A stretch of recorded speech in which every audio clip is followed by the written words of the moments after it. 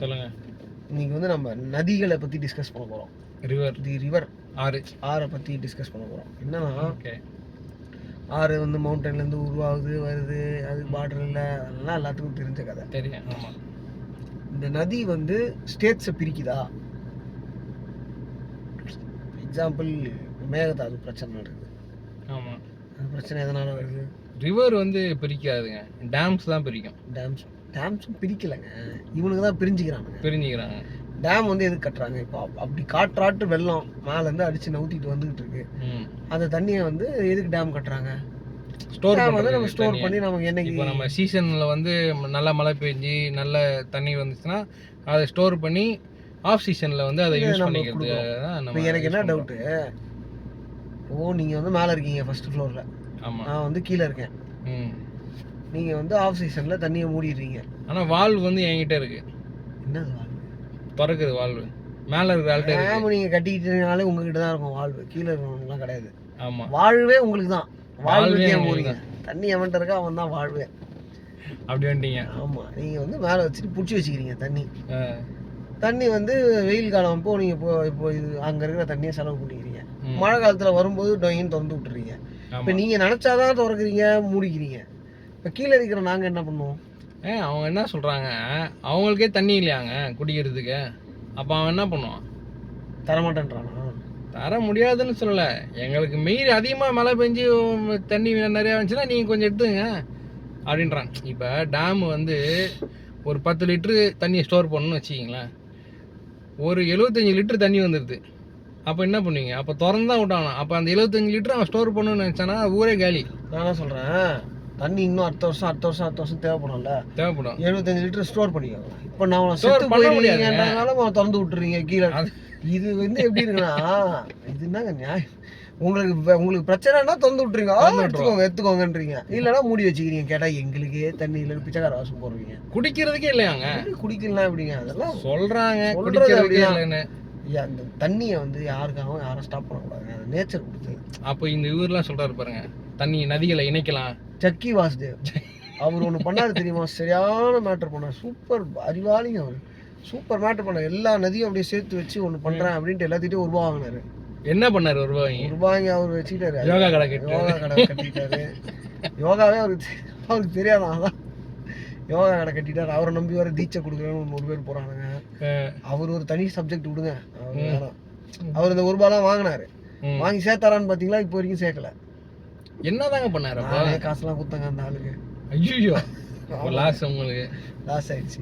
என்ன பண்றது? காசு கேட்டாச்சு. நதியெல்லாம் இணைக்க போறாரு, அப்துல் கலாமே சொல்லியிருக்காரு அப்படின்னு நினைச்சிட்டு நதி இணைப்பு திட்டம் ஒர்க் ஆகும் பார்த்தா அது ரொம்ப காஸ்ட் செலவாகுமா. அப்பெல்லாம் இணைக்கவே முடியாதான். ஆமாம், என்விரான்மெண்டல் பிரச்சனை கூட வரும்னு சொல்கிறாங்க. என்விரான்மெண்டல் டேமேஜ் ஆகும். ஏன்னா இப்போ ஒரு நதி, ஒவ்வொரு நதிக்கும் அதோட ரூட் இருக்குது. இப்போ அங்கே தொடங்குது அப்படின்னா அது அப்படியே வந்து கடலில் சேரும். அந்த ரூட் வந்து இப்படி தான் இருக்கும். ஏன்னா அதோட கிராவிட்டி வந்து அப்படி தான் காட்டும். நீ அதை எடுத்துன்னு போய் இப்படி வரப்பில் இந்த காவை அப்படி திருப்பி விடுவாங்க பாருங்கள், ஒரு சைடு அணை கட்டிட்டு. அந்த மாதிரி நம்ம இப்படி திருப்பி இந்த ரெண்டு இதையும் இணைச்சானா அதோட ரூட்டே மாறிடும். அதோட போக்கே வந்து வேற மாதிரி ஆகிடும்ன்றாங்க. எனக்கு தெரிஞ்சு ரூட்டெல்லாம் மாறாது. இப்போ எப்படி வரப்பு இது பண்ணுறோம், எக்ஸஸாக போகிற தண்ணிக்காக நம்ம பண்ணுறோம். அது ஆனால் நம்மகிட்ட சர்ப்ளஸே கிடையாது.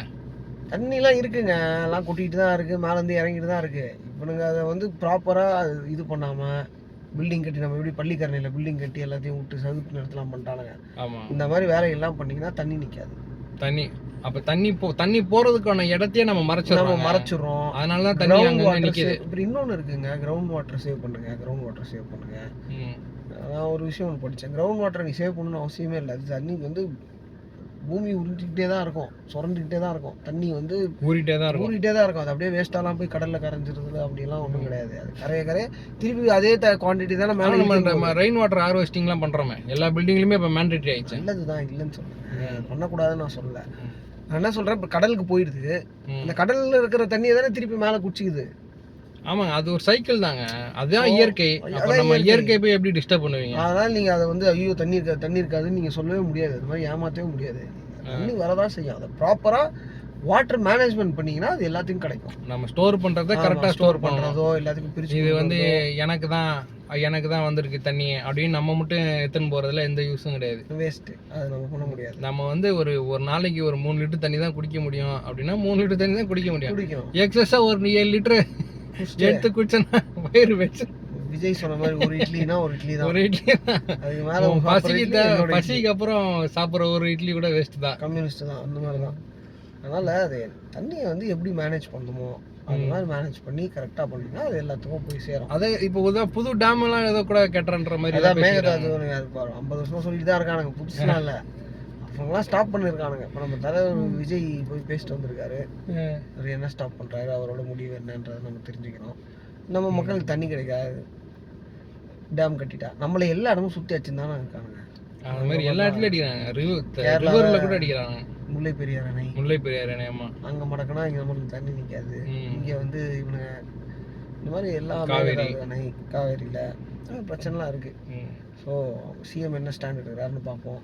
தண்ணி கொடுங்கடா, அதில் என்னலாம் இருக்குது. தண்ணி தாங்க பெரிய பிரச்சனையாக இருக்குது. அதை கொடுக்காம உட்காந்துட்டு என்ன பண்ண போகிறானுங்க, என்ன பண்ணுறாங்கன்னு பார்ப்போம். பார்ப்போம், அடுத்த வீடியோவில் பார்ப்போம்.